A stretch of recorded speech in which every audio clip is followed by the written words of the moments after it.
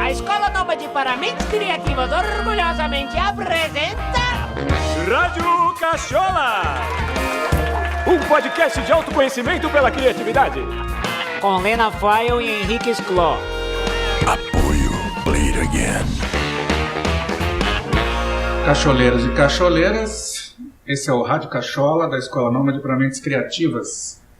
Aqui é o Henrique Scló e hoje a gente vai receber um cara que vocês vão ver que faz um trabalho sensacional com relação à criatividade, empreendedorismo.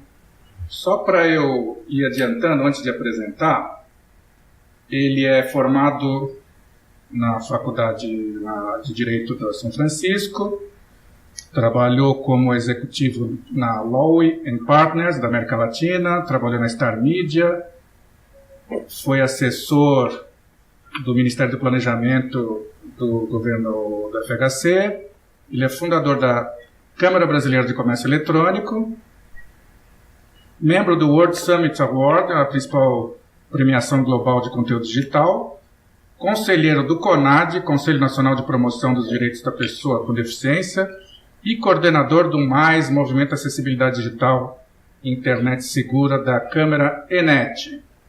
Autor do livro sobre economia digital e comércio eletrônico, autor de livros sobre isso, e escreveu recentemente Empreendedorismo Sem Fronteiras, um excelente caminho para pessoas com deficiência. Hoje ele já foi secretário adjunto da Secretaria de Estado dos Direitos da Pessoa com Deficiência de São Paulo, e hoje ele é secretário municipal da Pessoa com Deficiência da cidade de São Paulo, óbvio. Eu estou falando aqui com o Cid Torquato. Tudo bom, Cid? Fala, Henrique, tudo bem? O Cid, para variar, é uma pessoa que eu conheço faz tempo. A gente não chegou a trabalhar junto, mas a gente estava no mesmo veículo, né? Eu tinha uma coluna na revista da Criação de Humor do Meio Mensagem, e o Cid tinha uma coluna que era muito legal, que chamava Sapo de Fora. Ele pegava pessoas, né, que não eram publicitárias, né? Eu falava que eram pessoas que dispensavam apresentações e que, mesmo não sendo, obviamente, não sendo publicitários, eles usavam de comunicação como uma ferramenta importante do seu trabalho. Então, eu fazia essas pessoas avaliarem um pouco o trabalho da publicidade, o que era publicidade e quais eram as interações, né, deles com esse universo e tal. Então, muito divertido. Era muito legal, acho que eu achava... o meu era o segundo mais legal a revista dele era muito legal mesmo, porque justamente o publicitário tem um pouco de comer o próprio rabo, né? A cobra que come o próprio rabo, ele se alimenta das próprias referências. Quando você traz, o nome também era ótimo, né? Quando você traz um sapo de fora, né, para ver a visão dele sobre a coisa, né, você vai ter informações muito mais ricas, né? Cid é nome ou apelido? Não, Cid é nome. É nome? Meu pai já chamava Cid. Tá, de onde que vem?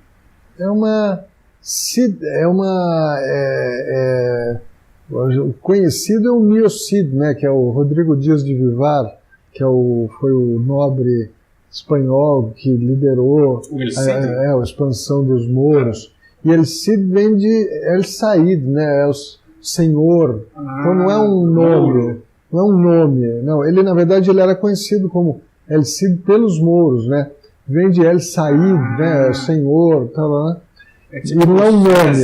E daí fora do Brasil, na Espanha tal, e em outros lugares, é usado meio como sobrenome ou segundo nome. Aqui, não como primeiro nome. Tem o Cid Moreira, né, que eu acho que é o único. Não, mas aqui no Brasil tem vários. Tem. Não é um nome comum, mas tem. O Cid, ele teve um acidente, foi em 2007, né, Cid? Uhum. Rapidamente, só para a gente se localizar. O que aconteceu? Então, 44 anos de idade, eu tive um acidente que eu chamo de adolescente. É o acidente que, em geral, as pessoas têm com 18. E eu estava na Croácia, num momento de transição fui lá num evento da ONU sobre tecnologia e tudo mais.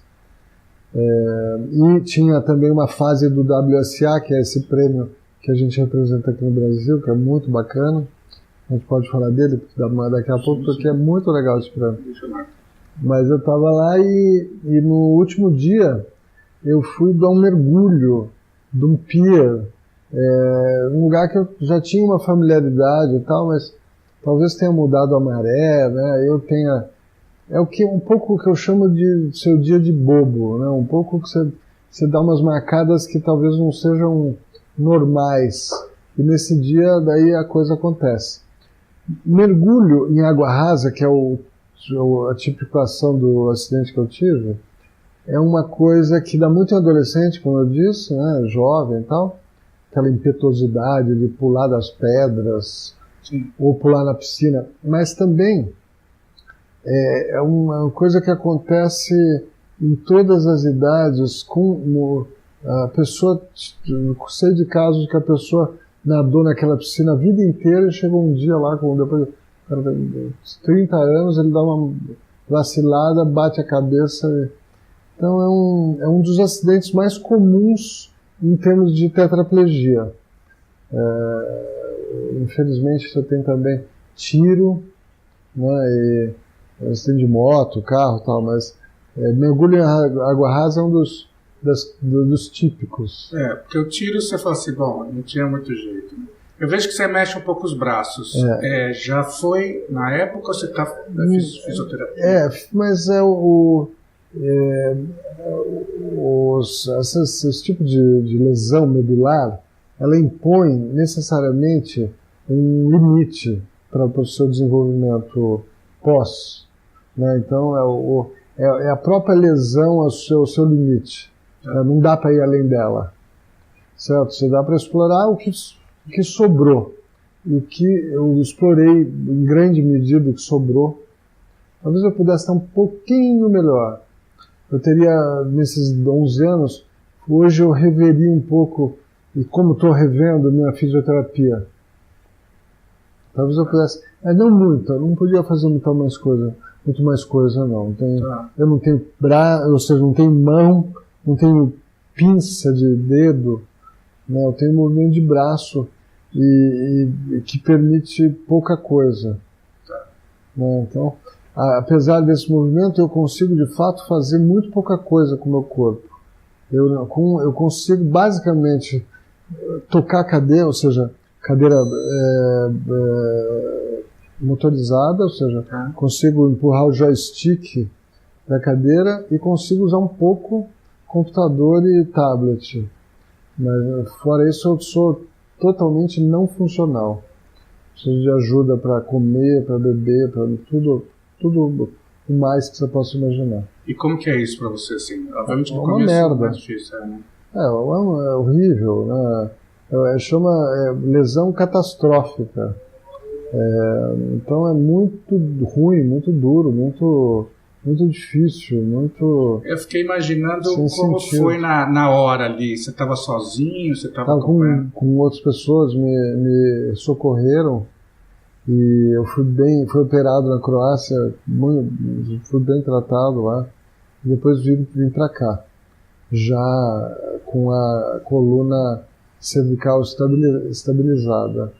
Não dá para viajar, né? Não dá. Ou talvez dessa. Você fica sabendo, mas isso é muito melhor. Ele já tem uma super experiência de trauma em guerra e tudo mais. É uma medicina boa. Então foi bem. Mas a lesão é uma catástrofe mesmo. Uma mudança radical de vida. E além de todas as limitações físicas que você começa a encontrar limitações sociais, ou seja, tanto por conta da falta de acessibilidade em vários lugares, tal, mas como pela própria atitude das pessoas. A pessoa com deficiência, eu acho que o que ela provoca nas pessoas é assim, medo de ter trabalho, a pessoa de dar trabalho, dela criar alguma dependência. Ou seja, as pessoas, em geral, eu sinto que esse é o grande medo, o receio da pessoa ter trabalho com a outra. Eu acho que também tem uma coisa assim, olha o que pode acontecer comigo. Né? Talvez tenha essa coisa, não quer enxergar uma possibilidade de vida. Né? Pode ser, e como eu estava falando, teve historicamente, nessa questão da deficiência, muita segregação. Então, os aleijados eram segregados para um lado, sim, os surdos para o outro, os cegos para o outro, os dementes, né, como chamavam, para o outro. E daí quando a deficiência deixa de ser uma patologia e passa a ser uma característica, uma condição, e que aquela pessoa não é um enfermo ou um inválido, ele é uma pessoa que muitas vezes tem algumas habilidades diferentes, sim, ou algumas limitações específicas, mas que ele pode e deve continuar contribuindo, tal. Até porque é impagável manter tanta gente fora do sistema. Lógico. Como já é hoje.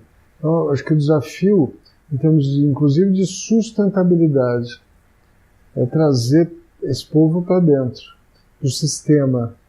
Então, e para isso, a palavra-chave é acessibilidade. A gente vai falar um pouquinho mais para frente. Todos os planos. A gente vai falar um pouco mais para frente especificamente. Eu queria dar uma explicação. Eu achei que o Cid seria uma ótima pessoa para a gente entrevistar aqui, para a gente conversar no Rádio Cachola, porque mobilidade, acessibilidade e deficiência tem tudo a ver com criatividade. Basicamente, a criatividade ela é a capacidade da pessoa se adaptar a novas circunstâncias, a novos cenários, né? E talvez a pessoa que já nasça com uma deficiência, ela tem um processo de aprendizado mais ou menos como as outras pessoas, enfim. Agora, quem como você teve já você tinha uma vida antes e foi transformada, a capacidade de adaptação que você teve, tem que ter, acho que diariamente, tem tudo a ver com a coisa do processo criativo. Você se vê diante de situações novas, que você não faz ideia de como resolver, né? E criatividade basicamente é isso, adaptar a solução de problemas, né? Então eu imagino que você, hoje talvez menos, mas na hora que você teve o impacto, a questão assim, como que eu faço as coisas? Eu acho sempre... Bom, criatividade é um elemento desejável em qualquer situação da vida para qualquer pessoa, né? Sim, quer dizer, sim. É quase que uma dádiva, é quase que um dom você ser criativo. Não que todo mundo é criativo em algum nível, sim, certo? Alguns mais, outros menos, alguns valorizam mais a criatividade, isso, outros menos, qual o papel dela, né? Claro. Obviamente esse processo de reinvenção é um processo que você tem que estar aberto para coisas que você não conhece, né? Então, e fazer aquele famoso fazer do limão uma série de produtos, uma laranjada, limonada, e uma torta, e sei lá, fazer uma opção de coisa. Então, e se descobrindo e reinventando as formas de interação com o mundo, que muda. Eu não sou a mesma pessoa. Com certeza não, obviamente. Sou o mesmo nome, moro o mesmo endereço, sou muito parecido com aquela pessoa, mas é outra, né? Quer dizer, tem muito do que tinha. Eu vivi 44 anos. Sim, a maior parte da minha vida, provavelmente, eu vou ter vivido sem deficiência. Eu acho que, quando você falou de mobilidade e outras questões aí relativas à deficiência e acessibilidade ou não, e essa relação dessas pessoas com o mundo, eu acho que eu trago, por ter vivido uma parte da minha vida sem deficiência, contribuições importantes para o cenário da deficiência. Como você... Porque eu digo que eu tenho um pé um lá, outro cá, embora meus 2 pés estejam imóveis Eles podem estar aí. aqui na minha frente. Mas eu tenho, principalmente nessa questão de políticas públicas, que não deixa de ser um jogo, uma disputa entre várias outras políticas, né? E algumas vão caminhando, outras vão ficando e tudo mais. O fato de eu conhecer a cabeça de quem não tem deficiência ajuda na hora de emplacar meus pleitos. Você entende a dificuldade do outro? Acho que sim. Espero que sim. Gostaria de acreditar que sim. Eu não sei o que você acha disso. Eu não gosto muito daquela coisa de lição de vida. Sabe? Eu conheço algumas pessoas com deficiência e as pessoas reagem de forma diferente. E quando eu soube da tua situação e eu vi como você encarou e como você foi adiante, eu achei que pelo pouco que eu te conheci, assim, foi coerente com a imagem que eu tinha de você. Você sempre me pareceu um cara muito ativo. E uma palavra, até anotei aqui a palavra que vem à cabeça quando eu penso em você, é engajamento. Você é um cara engajado. Né? Eu lembro que você... como é que chama aquela organização que você fundou? Câmara de Comércio Eletrônico. Câmara de Comércio Eletrônico. Pô, isso qual que ano que foi? Então, eu sou engajado, acho que é boa pergunta, eu não tinha pensado nisso dessa forma, mas acho que eu sou engajado com a minha história, com a minha vida, com as minhas coisas, antes de mais nada, né? Com as minhas contas que eu tenho que pagar, com os meus compromissos, né, pessoais, financeiros, mas principalmente pessoais, né? Eu também não vejo essa coisa de lição de vida. Eu não tinha outra alternativa. Francamente, se eu não me virasse em qualquer situação, seja essa ou outra, se eu não conseguisse me virar, ia ser um grande fracasso. Como pessoa, né? Não, e outra, eu tenho filho, não posso deixar a peteca cair. Né? E não quero ficar em casa assistindo televisão também, não faz sentido. Então, e outra, óbvio que em tudo tem lição, todo mundo tem uma lição para dar. Obviamente, quem enfrenta as situações mais difíceis e sai de alguma forma fortalecido ou menos chamuscado e tal, tem histórias para contar. Mas a maneira que eu gosto de entender esse processo, que é uma merda, só para repetir, é que... Para deixar claro. Para deixar claro, é que faz parte, assim, lato sensu, faz parte da vida. Em percalços como este, talvez seja, como eu disse, mais catastrófico, mas percalços como este, de várias naturezas, fazem parte da vida. Isso não é uma excepcionalidade, isso acontece, tem um montão de gente assim. É que às vezes não é palpável, assim, a pessoa tem uma deficiência que não é palpável, ela é oprimida por alguém, ela não tem essa coisa assim objetiva, você não mexe os braços velhos. Né? Não, a deficiência ela traz essas limitações de forma muito, muito particular. Eu digo que é muito diferente você falar o que difere deficiência dos outros públicos, dos direitos humanos, aí, lato sensu, é que qualquer público, outro, LGBT, negro, mulher, indígena, refugiado, sei lá o quê, com o dinheiro do Buzum, os caras chegam no lugar onde eles têm que ir. E a pessoa com deficiência, além o Buzum tem que ser acessível, a informação tem que estar em braille para quem não enxerga ou em alguma outra forma, ela tem que ter libras para quem não fala português, só fala língua de sinais. Então, você precisa de ferramentas, instrumentos, recursos extras para exercer para ter a vida mais básica. Essa é a grande diferença. que às vezes a gente fala, mas é parecido com a causa LGBT, óbvio. Tem coisas que são, mas o que difere, e por isso que merece uma secretaria diferente, especial, tal, e um raciocínio todo específico, essa questão da acessibilidade, principalmente física, arquitetônica e comunicacional. Né? Isso é o que muda, é o que difere do negro, por exemplo. Sim, eu ia te perguntar, inclusive, isso. O Brasil não é um país muito acessível, né? O Brasil é um país... não é um país muito acessível, não. Não é um país... Até se você for ver a arquitetura brasileira, historicamente, ela usa muito degrau, ela já... Meu prédio não tem acessível. Se tiver alguém lá, não é degrau para entrar. Bom, o que tem que fazer, em geral, tem saída. Você tem como resolver isso. Seja com rampa, seja com plataforma, alguma forma tem que encontrar. Não existe dizer, é inacessível. Isso é praticamente inexistente. Sempre tem uma solução. Mas aqui sempre usaram muito degrau, então, e acordou-se para a questão da acessibilidade muito tarde. A gente viveu com a ausência dessa cultura até muito recentemente. Então, nosso passivo é muito grande. Embora São Paulo, por exemplo, e hoje eu acredito que em grande medida as grandes capitais, as políticas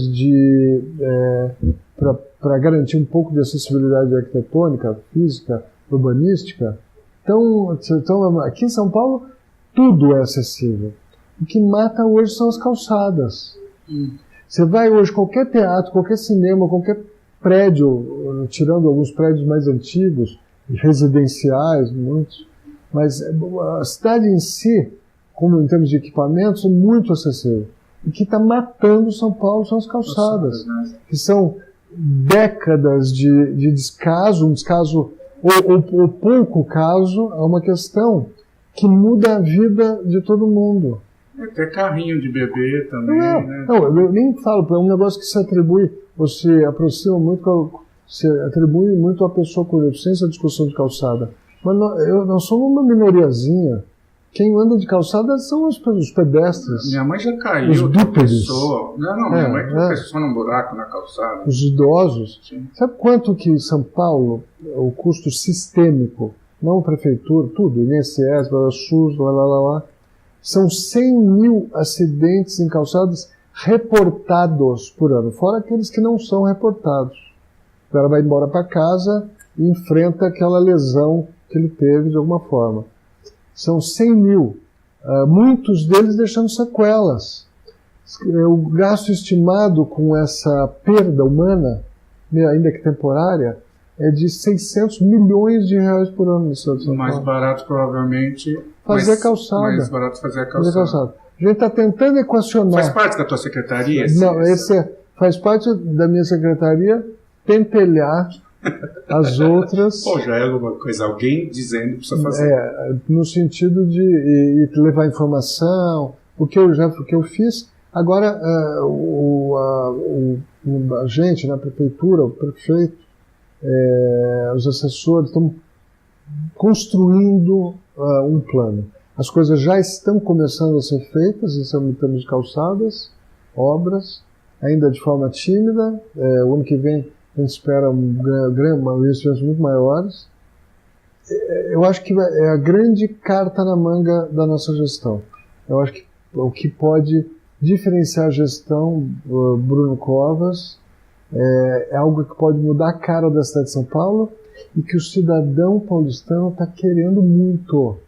É uma das principais demandas e reclamações. Qual que você acha que é o país que é um exemplo de acessibilidade? Depende, muitos, mas basicamente os Estados Unidos. Você vê muito na gente de cadeira de roda.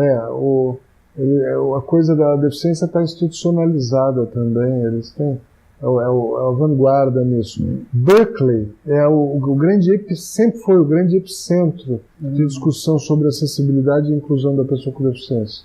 Berkeley foi a primeira cidade a ter rampa nas esquinas e aceitar na faculdade pessoas com deficiência, mas não um cadeirantezinho, o bonitinho, não, aqueles caras entubados, chegava de maca para ter aula. Nossa, que legal. Por sinal, só para aproveitar, que isso é um filme fundamental para quem quer entender um pouco de deficiência, mas ele é também lírico, lúdico, divertido. The Sessions, As Sessões, com a Ellen Hunt. As Sessões, fala de Berkeley.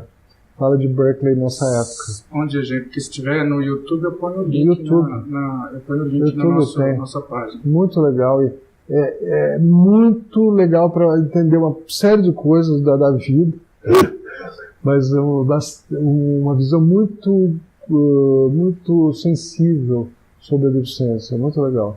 Legal. Você continua ainda, porque a gente está falando muito mais ligado a essa questão digital, comércio eletrônico. Como é que está a tua vida nessa? Bom, vamos dizer assim que eu virei uma referência na área da deficiência e um bom gestor nessa área. Eu sou suspeito para falar, mas um bom gestor de políticas públicas nessa área. Mas não é meu cup of tea. Não é a minha área é uma área que eu herdei com muita honra, muito respeito, muito orgulho. Faço, acho que um trabalho muito bacana. Sou suspeito, já falei. Eu faço um trabalho muito bacana, porque uma das coisas que você tem muitas vezes atrelada a esses movimentos sociais, questões de direitos humanos, de minorias e tudo mais, é a falta muitas vezes de capacitação, as pessoas não sabem fazer, as ONGs não funcionam, os conselhos não andam, as pessoas estão mal preparadas. Eu acho que a gente veio dar uma outra cara para essa história. Então a gente é muito efetivo, eficaz no que a gente faz. Mas não é meu cup of tea. Meu cup of tea continua sendo tecnologia. E mercado. Né? Gostaria muito, depois da experiência em gestão pública, de voltar à experiência, dependendo da situação, no setor privado. Porque quando você fez a São Francisco, mas você fez especialização em direito empresarial. Pois é, você já tinha essa... Então, eu sempre trabalhei com empresa, eu gosto de mercado, eu faço muito isso aqui. Eu trago muito dessa experiência de negociação, de articulação de rede para dentro da prefeitura e para as minhas... Mas eu gosto muito de tecnologia ainda. Eu gosto muito de business, de articular.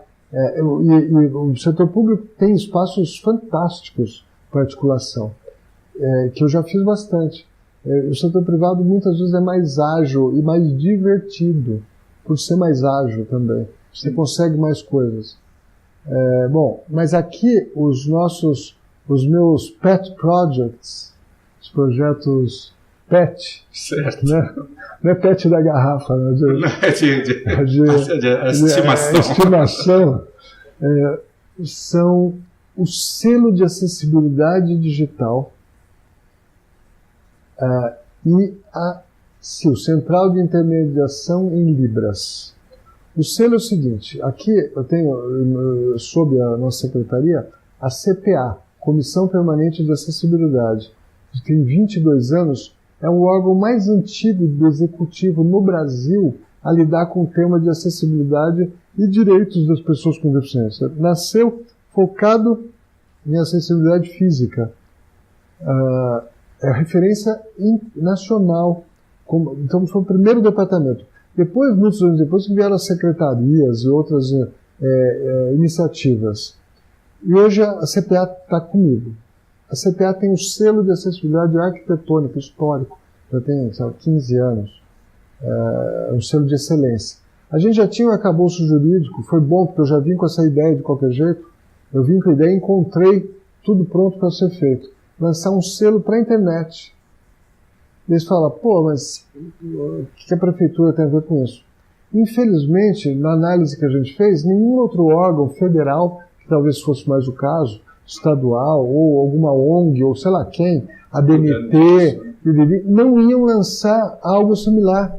E a gente entende que uma questão muito importante para o estímulo, para o fomento da sensibilidade digital e para que a coisa aconteça na prática, inclusive por questões de segurança jurídica, é você ter uma certificação. Alguém que consiga dizer, você não precisa contratar um consultor, uma instituição, um instituto, que consiga dizer, olha, o seu site é ou não acessível. Foi isso que a gente fez. E a vantagem para o empresário vai ter mais... Ele está compliant com a lei, está cumprindo a lei, porque hoje isso está sendo pouco exigido, mas tem lei em vigor, isso vai começar a ser exigido. Né? E é tão simples na prática ter um site acessível, é só você ter vontade de fazer. Não tem nenhum bicho de 7 cabeças. Onde que a gente vê? No site nosso site, depois você pode botar a página, tem todas essas informações. Então o selo está começando, a gente revolucionou os portais da prefeitura. Quando a gente chegou aqui, o índice de acessibilidade era sofrível. Hoje estão todos quase batendo 100%, acima de 95%, que é a nota de corte do nosso selo. Em termos de aderência às regras internacionais e nacionais sobre o tema. Então, revolução, Henrique, para você ver como não é difícil. Em poucas semanas nós mudamos a cara dos sites da prefeitura como um todo.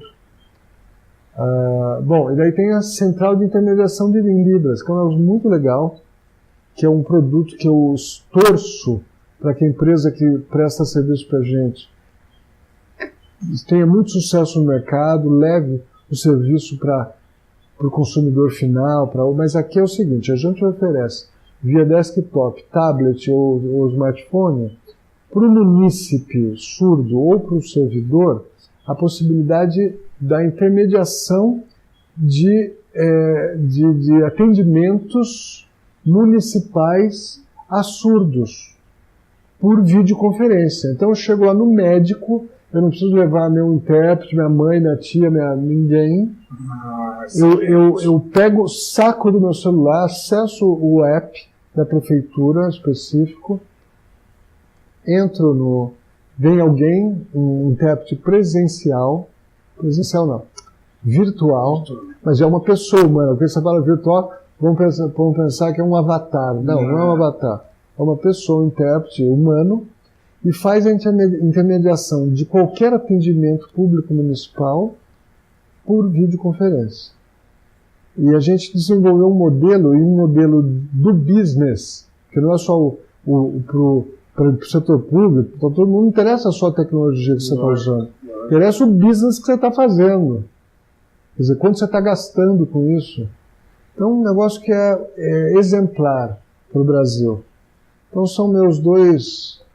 eu ia fazer uma pergunta que eu acho que agora não faz mais sentido, era se dá para ser criativo no setor público, né? Acho que você já explicou isso para a gente. E foi bom você falar essa coisa, porque é um negócio que eu separei aqui com muito carinho, que é essa questão da tecnologia a serviço das pessoas com deficiência. Você falou agora como que chama esse do Libras? Central de Intermediação em Libras. Ok. Eu procurei na internet um que eu já conhecia, que eu fiquei encantado quando eu vi na TV, inclusive, que chama Be My Eyes, que é um pouco parecido com esse, né? De voluntários, para as pessoas com deficiência visual. Elas ligam o celular delas e, sei lá, apontam para alguma coisa, o que é isso? Quem é essa pessoa, sei lá? E alguém, um voluntário, vai entrar lá, vai pela câmera do celular olhar o que a pessoa está e dizer para ela. Eu achei bárbaro. Parecido com esse que você falou, tem um chamado Hand Talk, que foi considerado pela ONU o melhor aplicativo, né, de uma edição dessa premiação aplicativo social. Dessa premiação do WSA. Tá. O próprio WSA, mas não é um prêmio voltado à tecnologia assistiva. Por acaso, quando depois que eu quebrei o pescoço, eu continuei representante do prêmio no Brasil. Então, os prêmios no Brasil acabaram a gente acabou tendo mais casos de tecnologia assistiva, porque eu estou mais próximo desse mercado, desse mundo. Mas tem outras áreas também, outros aplicativos. Não, eu sei, eu tenho um parente que está com um problema de uma doença degenerativa e toda hora eu acho coisas... né, tem muita coisa. Inclusive o ACAT lá, né, do Stephen Hawking, eu baixei no computador, mas eu achei que ele ainda está... Tem outros que eu vi que tem um brasileiro que chama Telepatix. Que é para falar? É sintetizador de voz? E vai escolhendo, você vai escolhendo... Parece que vai andando... vai cruzando, é um negócio muito esquisito.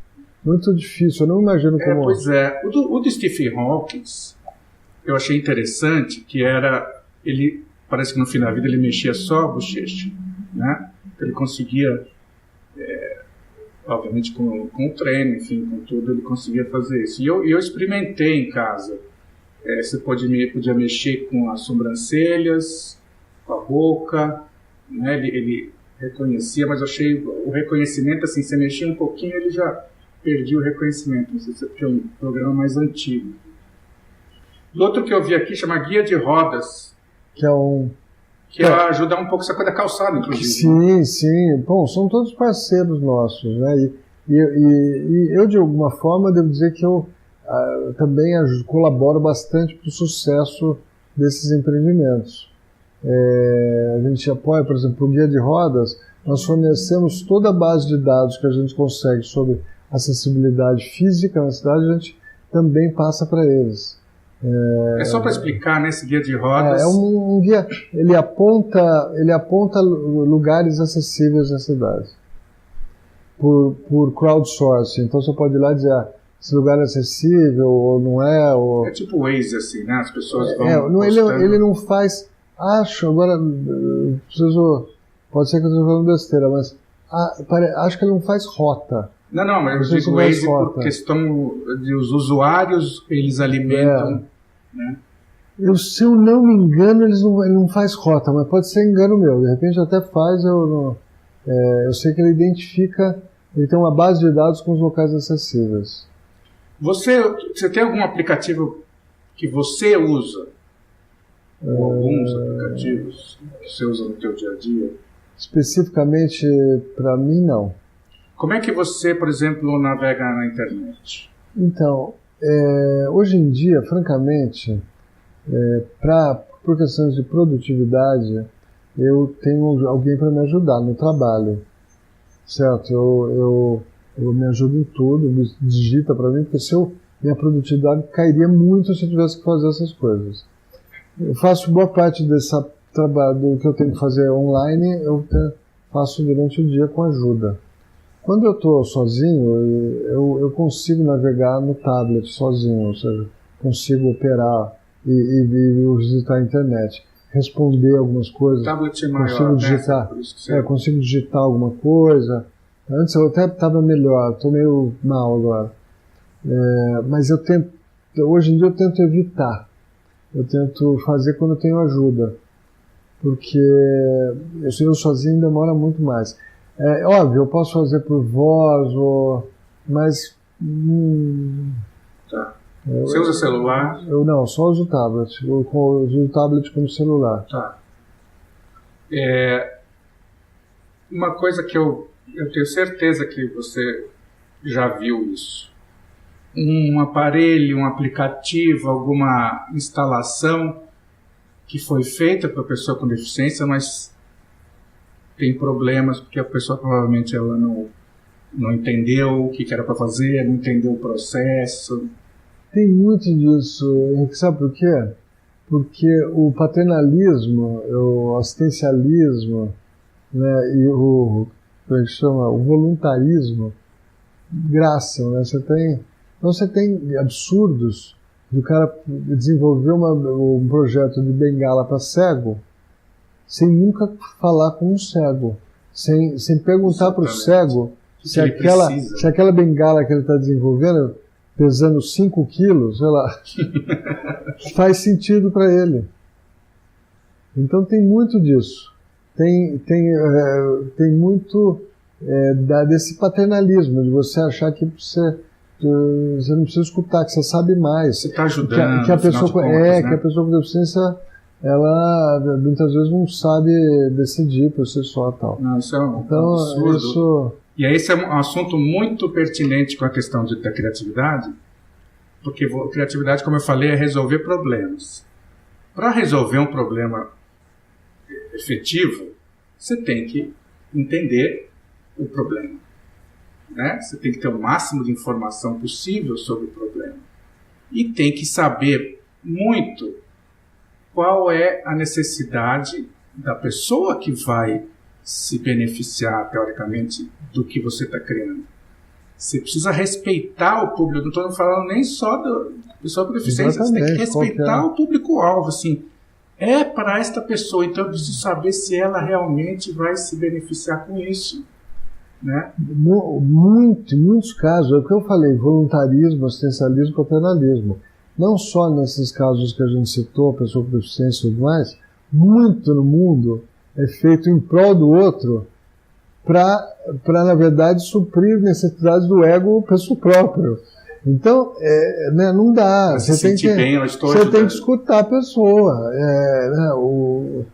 A gente faz um esforço aqui. Outra coisa legal que nós estamos fazendo em termos de tecnologia e que abre um leque muito grande de recurso para você ser criativo depois é BI, Business Intelligence, avaliação, análise de dados, cruzamento de dados, grandes bases de dados da prefeitura, como é que a gente tira dali informações sobre o nosso caso, né, da pessoa com deficiência, para balizar políticas públicas. Então, eu tenho, além de fazer esses cruzamentos, a gente tem um esforço de escutar os vários segmentos, porque olha só, como em outros segmentos da sociedade, você tem aquele cara lá, ultra vulnerável, morador de rua com deficiência, ou sei lá, qualquer outra situação de pobreza ou grande vulnerabilidade e deficiência, você tem esse grupo.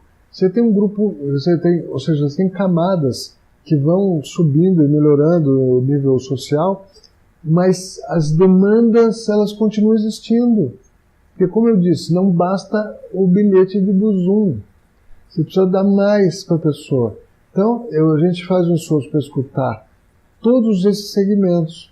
E agora um que a gente não tem nada ainda, que eu estou me preparando para escutar no começo do ano, com excelentes expectativas, é o segmento das pessoas com deficiência empregadas pela lei de cotas. Ou seja, as pessoas que em teoria já estão incluídas, mas que continuam usando o metrô, ônibus, serviço médico, sei lá, usando serviços públicos municipais.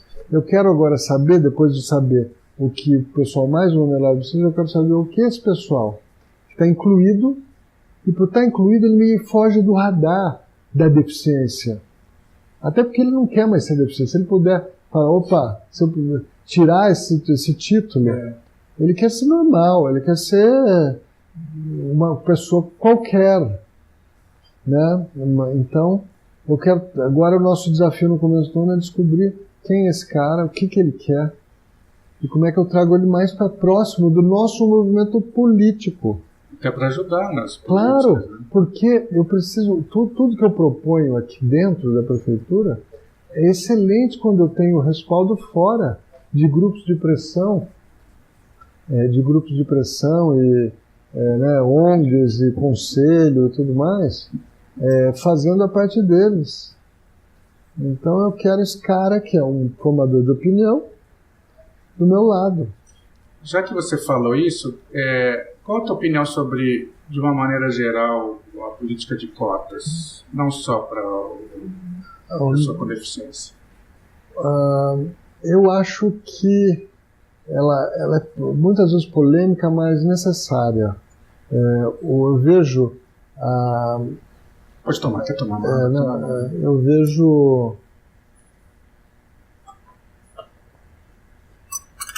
a importância e as transformações que a lei de cotas provoca na sociedade.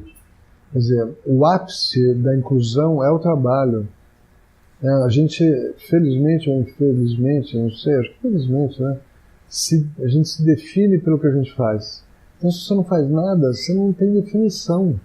Ou sim, você tem, pejorativo. Você vai te definir pejorativamente, com altos impactos, com implicações sociais, psicológicas e tudo mais. Então, você tem que trabalhar. E a lei de cotas, para você se incluir. E ela é a grande ferramenta hoje de inclusão da pessoa com deficiência de fato. Óbvio, essa inclusão começa lá no começo, com a escola, com a creche, com o transporte para levar essa criança e tal. Mas o ápice é o emprego. E deixa eu te perguntar, a tua secretaria, de alguma forma, ela tá conectada com, por exemplo, a busca da cura, porque às vezes a tua deficiência não é definitiva. Ou vocês cuidam só de dar suporte para quem... Olha, a secretaria é uma secretaria meio, então a gente atua em interlocução com todas as outras secretarias e tem uma agenda específica com cada uma delas e algumas intersecretariais. A questão da pesquisa, né, científica não é uma tônica, em geral, principalmente no Brasil, da administração municipal. Você vai ver isso mais no Estado, ou nos estados ou na federação. Então, nosso trabalho aqui é muito mais o dia a dia das pessoas e soluções, e pensar em soluções futuras para esse dia a dia, ou seja, não estamos atrás de cura para pessoas com deficiência. Algo que eu tenho batalhado para que seja uma prioridade dessa gestão é a requalificação da nossa rede de reabilitação. Porque reabilitação, Henrique, é o nome do jogo.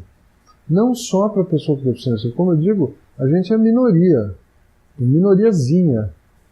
Né? Reabilitação é para quem quebra a perna, é para quem tem qualquer problema ortopédico, né? Ou às vezes neurológico e tal, mas eu digo que nós somos a exceção. Então a gente tem que requalificar a rede, porque reabilitação, incrivelmente, não é valorizada. Ela não é historicamente valorizada. Você vê, tanto que tem poucos centros, né, você tem uma carência tremenda. O profissional de fisioterapia ou de TO são profissionais muito pouco valorizados. E um contrassenso, porque tudo termina em reabilitação. Você quebra a perna, você torce o braço, você tem um AVC, você quebra o pescoço, sem contar a visual, a auditiva, outras. Então, você faz uma operação, você faz um pós-operatório, você tem um infarto, você tem um AVC. Tudo termina em reabilitação. Então, é uma área que tem que ser muito valorizada. Porque a área de manutenção da sociedade. No capitalismo você quebrou. As pessoas têm que estar ativas. Você quebrou, você vai para o estaleiro por pouco tempo, você não pode ficar lá por muito tempo, sob vários riscos. Você volta e você assume de volta a sua função. De preferência, melhor ainda do que você saiu. Se você não consegue voltar, ou volta sequelado, né, vai ser um passivo aí que você está criando. E é uma pergunta aí, agora do ponto de vista pessoal. Você tem expectativa com relação à tua condição, aquela coisa de exoesqueleto? Cura? Não, nem penso nisso. Eu queria cutucar o nariz. Conseguido, eu estou brincando. Mas assim, minhas vontades são muito mais básicas. Quer dizer, eu não consigo coçar a orelha, eu não consigo coçar o nariz. E nariz é um negócio que coça. Sim. Repara, fica... Eu acho que até coço mais do que o necessário. Então isso... ou seja, andar está totalmente fora de perspectiva. E mesmo eu nunca acreditei na possibilidade de reabilitação total, no meu caso, nos dias de hoje. Nunca me permiti a ir no João de Deus. Ainda bem, né? Ou essas coisas que também não botam o meu nome. Desculpem, que quem acredita tal, mas eu não. Não, mas eu estava pensando assim, quando o exoesqueleto mesmo. Não, eu sei, mas é que tem de tudo. Quando você quebra. Quando você chega numa situação assim, você, de boa fé, vem gente de tudo quanto é lado querendo fazer bem para você. Isso é um negócio impressionante. Disposição das pessoas que aparecem, você não sabe de onde, te oferecendo ajuda, te oferecendo. E uma parte delas é nessa linha espiritual. Então, mas é muito interessante. Eu, durante muitos anos, eu colaborei na parte de comunicação de uma associação de criança com câncer, a ACC. E aconteciam coisas lá curiosas, aquilo que a gente falou há pouco, né, ajudar no que precisa. Tinha gente que mandava 200 caixas de algodão, então aquela coisa assim. Eles não perguntam o que a associação estava precisando, e achavam que estavam fazendo uma boa ação, enchendo eles de uma coisa que eventualmente eles não precisariam. E uma coisa que a gente percebia lá também era muita gente querendo ajudar na reunião que conhece e depois nunca mais volta, né? Olha, eu tenho de visitar muitas entidades que cuidam e muitas que abrigam pessoas com deficiência. O quadro é muito cruel.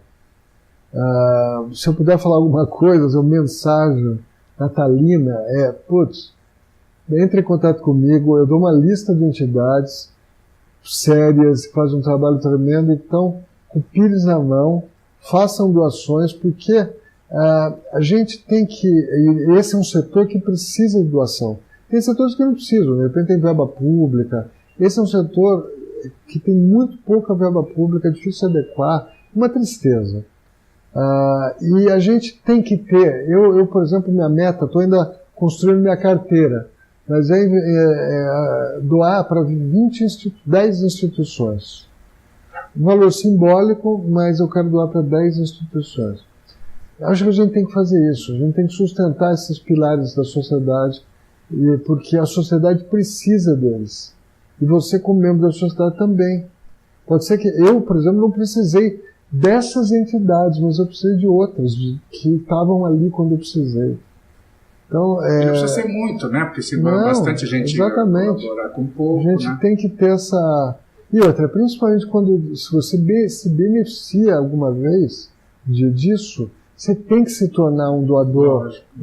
Por exemplo, obviamente eu não doava para CD antes. Eu nem sabia direito que existia. Mas depois que eu passei para CD, eu me vejo como obrigação moral de começar a doar para CD, porque eu vejo o trabalho fantástico que eles fazem, que sem ele eu teria ficado talvez na mão. Então é muito importante que as pessoas que tenham alguma lucidez e um pouco de recurso, não é muito que nós estamos falando, tenham visões mais integradas de sociedade. Mais empatia. Né? Não, mas visões... eu estou falando quase de utilitarismo, quase, sacou? Estou nem apelando para o lado emocional das pessoas, estou falando, sejam práticas. Né? Porque a gente a gente precisa dessa rede. Talvez eu não precise você não precise da CD, mas daqui a pouco você vai precisar de alguma outra coisa. Então é importante manter. Acho que é pensar como um todo a coisa, não só aquele coisa que está relacionado a mim ou que está no meu raio de. Eu diria, pessoal, doem para quem vocês confiam, para quem vocês conhecem, que fazem um trabalho sério, porque a sociedade agradece. Essas entidades estão hoje, muitas delas, com o pires na mão, tendo que por exemplo, eu vejo a própria CD, ela tem que fazer, sei lá, 30, 40 milhões por ano, ou mais, de doações, para fazer um atendimento público, para atender o que o Estado não está atendendo. Imagina se não tivesse. Um déficit tremendo, certo? Olha do que esses caras têm que se desdobrar para conseguir vender bazar, vender rifa, receber doação. É um exercício, é um departamento, você sabe, é comunicação e marketing. É um departamento à parte. Eles têm que construir uma empresa à parte só para fazer isso. Marca, né? É igual. Tem que, e quanto mais difícil, mais inchada, inflada está essa estrutura. É verdade. Antes da gente terminar aqui, Cid, está muito legal a nossa conversa, eu queria partir mais para um outro lado que eu acho que você deve também ter um grande interesse. A gente está falando de acessibilidade, né? O que você está achando da acessibilidade que as redes sociais estão tendo das nossas informações, né?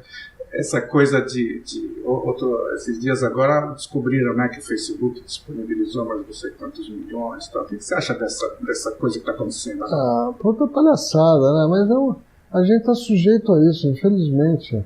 Não dá, quer dizer, não dá para você imaginar que você vai conectar quem você queira, não precisa ser o Google, o Facebook, e que você não está se expondo pacas às próprias empresas e a outros, né? Quer dizer, por mais seguro que seja o mundo digital, a gente está careca de saber que, quer dizer, que tem Estados Unidos faz monitoramento, que, sei lá, as nossas vidas estão devassadas. Eu acho que é um pouco a gente tem que viver com isso, e não ter, eu não tenho muita coisa para esconder, não. Não tenho, quer dizer, tenho obviamente minha conta bancária, sim. Isso sim, mas sei lá, ou para de usar, né? Ou sai das redes. Eu escrevi eu não sei se você, eu colaboro lá com o Proxima do Pira, escrevo artigos e tal. Então eu escrevi um artigo um dia assim. Vocês estavam combinando o look, né? Não, ele me copiou. Ele que te copiou? Ele me copiou. Então, o Pira, eu vi só ele... para lembrar do... desculpa, fala. Fala. Não, pode terminar. Aliás, o Piro, né, para quem está ouvindo a gente, foi o cara que era o nosso chefe na época da Revista da Criação. Ele tem agora um site, o Proxima, que fala de mercado digital, tudo, e eu, de vez em quando, eu colaboro lá com ele, eu escrevi um artigo assim, como sair do radar desse mercado digital que devassa a vida de todo mundo. Assim, é uma coisa impossível. É impossível. Você pode não ter celular, não ter computador, não ter nenhuma rede social. Você vai comprar um negócio, você tem que fazer um cadastro, acabou. Você já entrou no... Se não tem como, né? É o Total Surveillance. Né? É o grande irmão, né? O Piro, por sinal, a gente fala até com bastante frequência. Estamos combinando agora algum trabalho aí literário. Que legal. Alguma coisa de... Estamos conversando ainda para ver o que a gente vai fazer.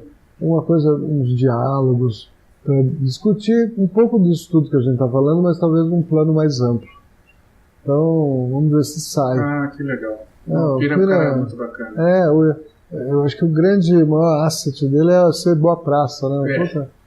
Cara, gostoso de você lidar com ele. Né? E há 3, 4 semanas atrás a gente entrevistou o Thiago, que é o filho dele, que está com uma carreira ascendente aí como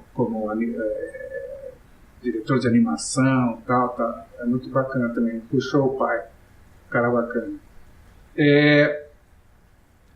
Rede social você tem, né? Porque a gente acabou entrando em contato pelo Facebook, mas você não... Estou engatinhando nesse negócio. E vejo também, por um lado, assim, não estou explorando, nem mesmo em termos de secretaria, até porque isso não é explorando, eu não consigo fazer sozinho, você tem que contratar alguém, você tem que botar uma grana na história, não é banal. Mas mesmo explorando, se eu hoje explorasse full o meu potencial aqui, eu continuaria falando com um percentual muito pequeno das pessoas com quem eu tenho que falar. Quer dizer, dando uma perspectiva do que eu poderia crescer. Então, é uma pena, Henrique, que a gente assistiu, viveu talvez o ápice e tal, e também está enxergando o declínio, a queda, a destruição de duas indústrias muito interessantes que se esfacelam. Uma delas é da publicidade, né? Que infelizmente... A DM9 fechou, né? Então, e mesmo se nós perdemos essa iconografia, essa cultura da publicitária, que muito influenciou nossas gerações. Sim. Quer dizer, quantos jingles de comercial de televisão, historicamente, se a gente for fazer uma conta aqui, você ainda lembra. Quer dizer, são coisas que... Cultura pop, né? Exatamente, mas fazia parte da cultura. A gente perdeu isso, viu esfacelar tanto a cultura como a indústria. Hoje só tem porcaria, você não vê nada criativo. Não. Bom, a música... A outra coisa que é assustador é o derretimento da imprensa. Então, a gente não consegue... Você como empreendedor, como inovador, a não sei que você seja você fez alguma coisa, ou passou a mão em alguém, sei lá, você não consegue mais chegar na imprensa, porque a imprensa está encolhida. Você tem pouquíssimas páginas de revista sobrando, pouquíssimas páginas de jornal sobrando, a imprensa televisiva dá noticiário nacional. Então a gente faz coisas fantásticas na prefeitura, mesmo nós aqui, e eu não consigo cobertura jornalística. Até porque a prefeitura é meio chapa branca. Então você já não pode falar bem de chapa branca. Então é uma loucura. Então eu estou fadado a não conseguir falar com o meu público. Eu não consigo ver imprensa, porque você liga nas TVs. Adoramos o evento, mas não tem uma equipe para mandar. Sei lá, a imprensa televisiva que ainda sobra. O que eu faço para me comunicar agora? Que ferramenta que eu uso? Rede social, tá bom, se você pagar, você aparece, mas para o poder público fica mais difícil impulsionar. Sim. Criatividade, né? Estou tentando, olha, se alguém aí que estiver nos ouvindo tiver o pulo do gato de como eu aqui, eu e os outros colegas gestores em várias frentes, conseguimos nos comunicar de forma mais ampla, como a gente fazia no passado. Eu lembro, eu fazia a imprensa não qualquer coisa, eu fazia muita coisa, eu sempre tinha cobertura. Uma loucura. E o que está ficando no lugar, isso também é preocupante, né? O que está ocupando o lugar da imprensa, né? Você vê muitos influencers, cara, ao contrário de você, milhões de seguidores. Se ele botar um postzinho falando do teu evento, milhões de pessoas vão ficar sabendo, né? Então, assim, a nossa daqui da Escola Nômade, nossa luta também é essa. Assim, a gente acha que a gente tem um bom conteúdo, mas como é que faz para espalhar? Né? É muito difícil, muito complicado.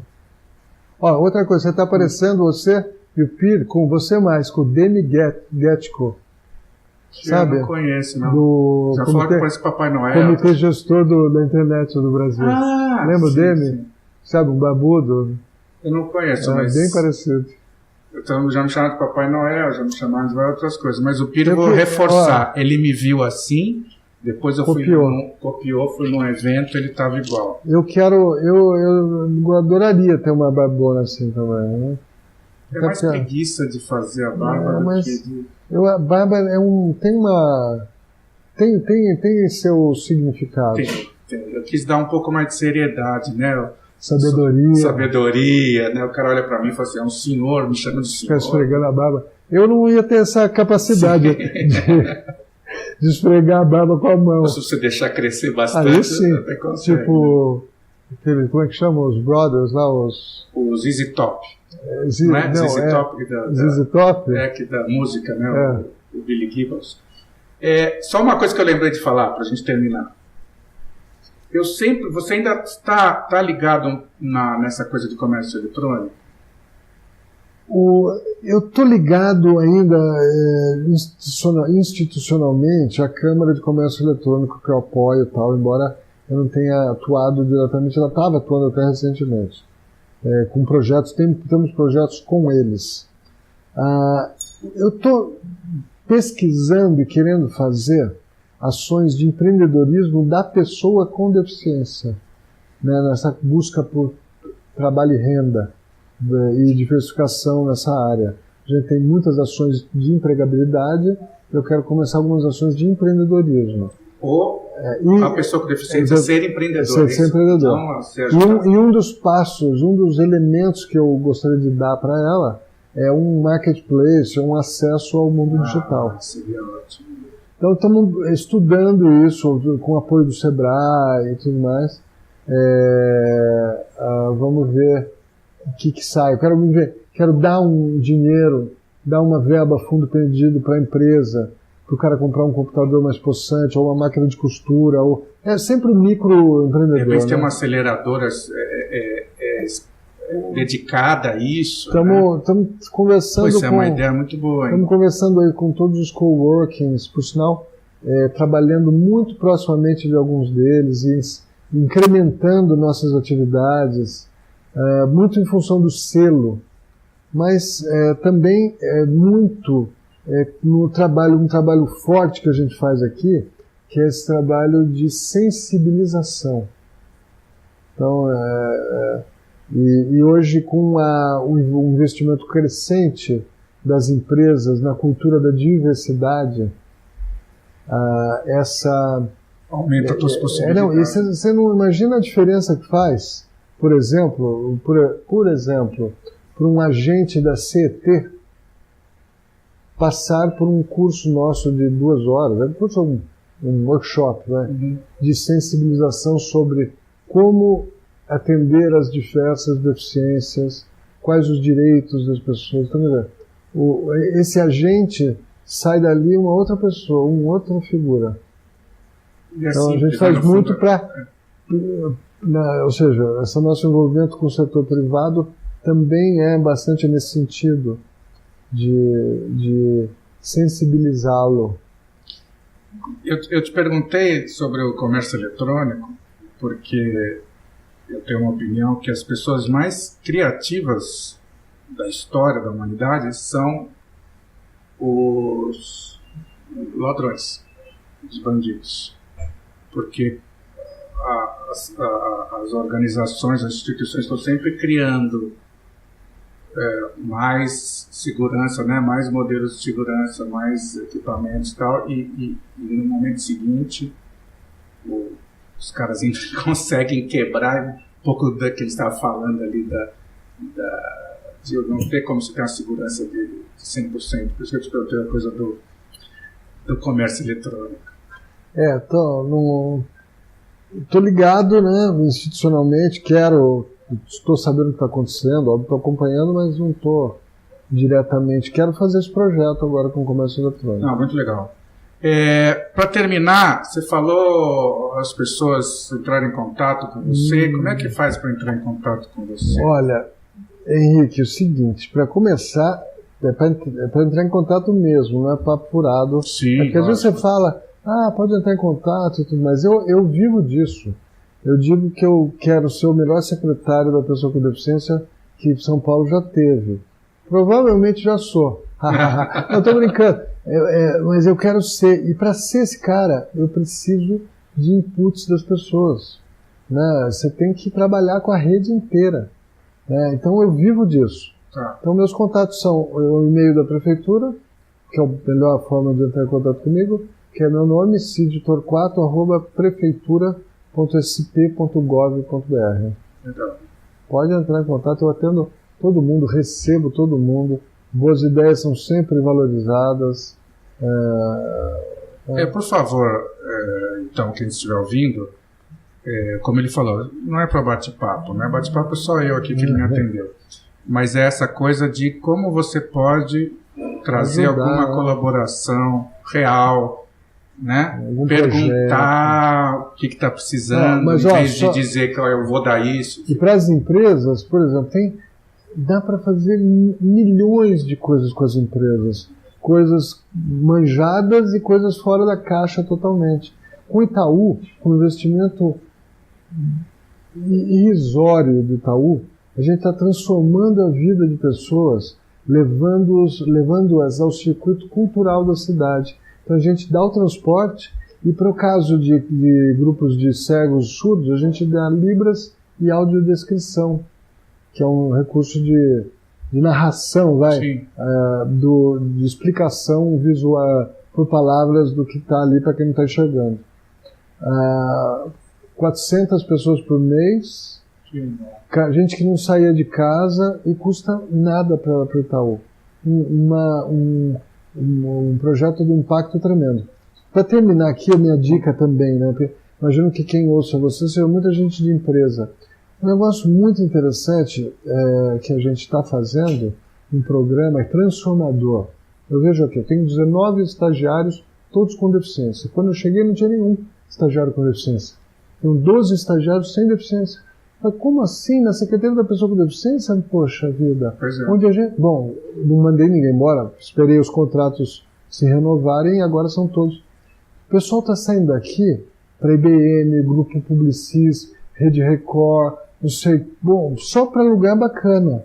Agora acabou de ser contratado pelo prefeito, um menino com síndrome de Down para a equipe de fotógrafos. Então caiu a ficha de uma forma inédita, apesar de meio óbvia, com a importância dos estágios para a vida das pessoas, em especial para as pessoas com deficiência. Então, nós vamos começar um grande programa, na prefeitura já está rolando, já triplicamos o número de estagiários com deficiência na prefeitura, mas eu quero levar isso para as empresas.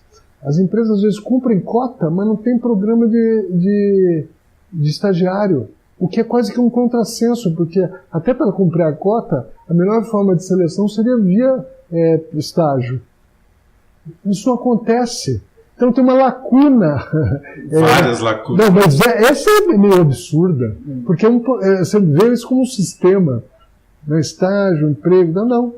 Essa engrenagem está fora Então nós vamos fazer uma grande campanha de fomento, de incentivo às empresas a contratarem estagiários com deficiência, cumprir a lei, que é de 10% do número das vagas, e mudar o mundo, pô. Isso muda o mundo. Lógico. Legal, Cid, muito, muito legal a nossa conversa, mas muito mais legal ainda o teu trabalho, a forma com que você se reinventou, né? Isso serve para qualquer circunstância da vida da pessoa, né? Qualquer tipo de situação que ela passou. É importante essa questão da reinvenção, de realmente se reconstruir, né, dentro de uma outra lógica e tal, e as coisas continuarem vivendo. E viver a vida, porque o que aconteceu comigo pode acontecer com qualquer um, faz parte da vida. Sim. Você tem que continuar vivendo. Não tem eutanásia, não tem suicídio assistido, você tem que continuar vivendo. E no caso, acho que no caso seu em particular, você tem essa mente inquieta. Então, na verdade, talvez sempre foi a parte do teu corpo que você usou mais e continua usando, né? Olha, vale uma outra, a gente entrar... Fica à vontade. Uma outra, não. Porque essa é uma outra questão. Eu vejo... o físico, putz, é muito importante. Eu tenho hoje uma percepção muito, muito clara da realidade. Nós somos, eu diria que eu não chamaria a gente de homo sapiens, eu chamaria de homos biológicos. Quer dizer, o corpo, o biológico da coisa, é muito determinante em tudo. Eu sou meio lombrosiano nesse sentido. Não sei se você conhece o Lombroso. Não. Essa é outra história. Mas a gente vive de pequenos prazeres físicos. É muito difícil segurar tudo na cabeça. Ah, sim. Então, a ausência desses pequenos prazeres, quer mandar, correr, baixar, sei lá, ir ao banheiro, coisas do cotidiano. Isso tudo te reanima biologicamente e fisicamente. A perda disso é muito cruel. O viver só do intelecto é um puta no saco. Mas isso vale uma outra conversa inteira. Eu acho que... Se quiser Com cortar certeza. até essa parte final, você quer cortar? Não corta nada aqui. Aqui a gente fala de tudo. Então, estamos terminando aqui o nosso Rádio Cachola. Tradicionalmente eu pergunto para a Lena se ela tem mais alguma pergunta e tradicionalmente ela responde que não. Como ela não pôde vir hoje, então está tudo certo. Queria agradecer ao Cid, que é um cara ocupado, abrir um pouco a tua agenda aqui para a gente, para bater esse papo. Eu acho importante a gente ter contato, pelo menos, com isso, conhecer melhor, né? Conhecer as necessidades, conhecer as coisas bacanas do processo. Né? Então, muito obrigado. Você quer falar mais alguma coisa? Fica à disposição. E se você precisar no futuro de outras figuras com deficiência, né, para retomar esse assunto outras vezes no futuro, aí me fala que eu tenho boas referências, gente muito legal. Legal. Talvez até para escrever para nós no site aqui. Tá? Ou você poder fazer um artigo para a gente mais para frente. Tá bom? Obrigado, Cid. Esse foi o Rádio Cachola da Escola Nômade para Mentes Criativas. A vida é muito melhor com criatividade. Tchau. A Escola Nômade para Mentes Criativas apresentou Rádio Cachola! Um podcast de autoconhecimento pela criatividade. com Lena Fael e Henrique Scló.